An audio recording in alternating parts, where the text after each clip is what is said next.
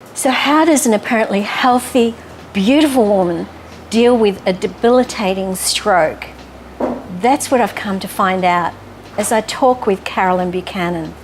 So Carolyn, tell me, a life before stroke, what was that like? Well, I call life before my stroke basically the empty years. If I looking back now, I can see clearly it was a very superficial and empty life, and I always felt quite hollow. It was all about how I looked, how I dressed, who I hung out with. Tell me a little bit about that. You said how you looked. I believe you used to do some workouts. Well, I would train 25 hours a week, punish myself, not eat anything that wasn't on a special regimented diet. It was a very punishing lifestyle from the point of view of having to look good every day. It cost a lot of money, it took a lot of time and energy. I put all my time and energy into looking good. So lots of workouts, lots of activity. Were you healthy?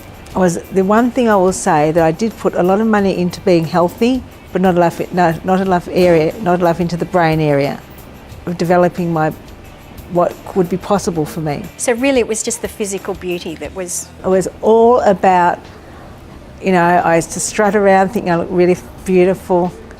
I was nearly 50 and I was running around trying to look 21 years old, and that had to end. And John pointed that out to me at a breakthrough experience.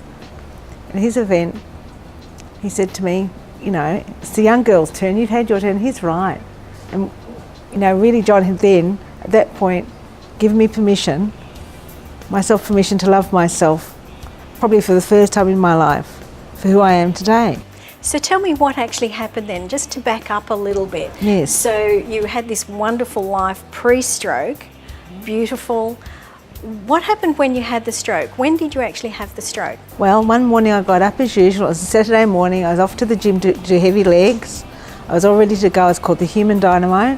Ran off to the gym, walked in, I saw my trainer Sam. He goes, "Morning, Granny," because I was the granny of bodybuilding, he thought. And I jumped on a leg machine, pushed it, got a bit of a headache. He's going, "Come on, Granny, you're not getting out of training." I had a really bad headache. I started to slur my words and someone said, "She's having a stroke." I didn't even think what a stroke was. I was sat into myself. I didn't even think about what a stroke was. Next thing I know, there was an ambulance. They were lowering me over the gym balcony, and I'm there talking, not that you can't believe damn well I wouldn't talk a lot. I was talking my head off. On the way to the hospital, they're going, "Oh, blood pressure's heading towards 30. I'm saying, "That's great." I was slurring my words. I can still remember getting to the hospital, practically dead. I'm lying on the trolley, and the neurosurgeon's looking down going, "We're going to give you a little operation." I said, no, what about my hair extensions? and Worrying about looking good. I was practically dead, and there I was worrying about looking good, and I'm going, "My hair, my face, don't you dare cut my face." That's all I remember. I woke up 4 days later, this arm here wrapped around my neck, this eye out here. My mouth was, I think it was somewhere around here. It wasn't a good look for someone who was terribly vain. And I didn't really know. It didn't hit me till at the rehab hospital. I was so heavily drugged when they put me in a wheelchair that this was apparently going to be my new life. No chance of walking again. Forget bodybuilding. Right. So what went through your mind when you really woke up and saw the physical body that was now yours? I was so horrified. I shredded every photo of myself, or most of them, gave everything away that was to do with superficial beauty. I just cleaned out my wardrobe. And what ran through my mind is my life is over. And I know John's seen me saying, I've rung him up a couple of times, "John, I can't do ugly anymore. I just want to be beautiful again. It's not fair." And after spending quite some time with John and at his breakthrough experience, I found out that really, if I looked hard enough, I'd been given a gift, and this gift was a stroke. So tell me, why would you say a stroke to a lot of people that's not a gift? So why do you see it as a gift? I must admit, John has shown me and taught me how to be grateful. And if you write down, as John had me do once, all the benefits of my stroke, hundreds of them, after a while it starts to become quite apparent to you and you start to feel it in your heart. Okay. And you start to think, well, what can I do with this gift? I can't take it back, I can't exchange it. Well, I'm going to open it.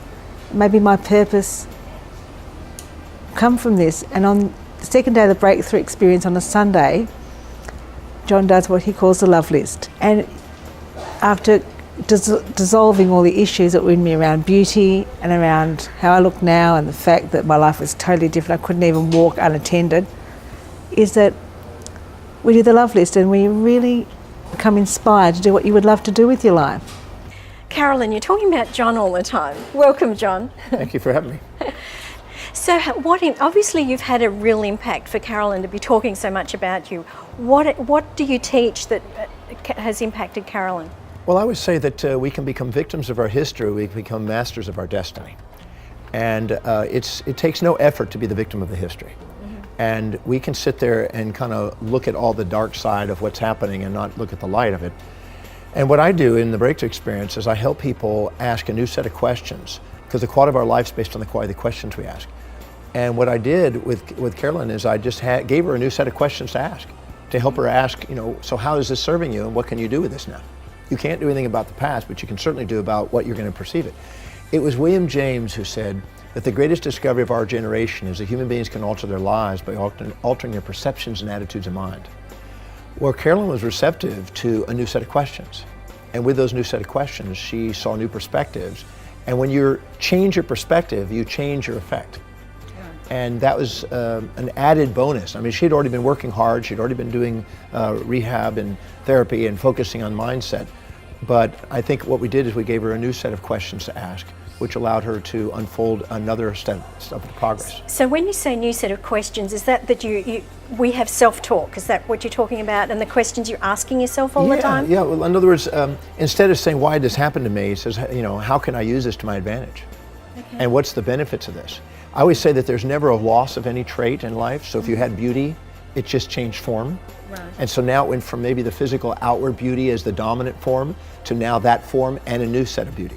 The beauty to open your heart, beauty to have openness to other people, beauty to share, beauty to inspire, beauty to smile and to find things and help other people. So she has now unfolded a new set of beauties. There is never a crisis without a blessing. There's never a door that shuts without a door or window that opens. And I always say if you focus on the flowers, you don't have to pull weeds. Yeah. And she's now focusing on flowers more. And to me, that's a success story. It is, absolutely. Absolutely. And thank you both. I really do appreciate you both being on the show, because it does take courage to come and share something like that. So thank you again. Thanks, Joanne.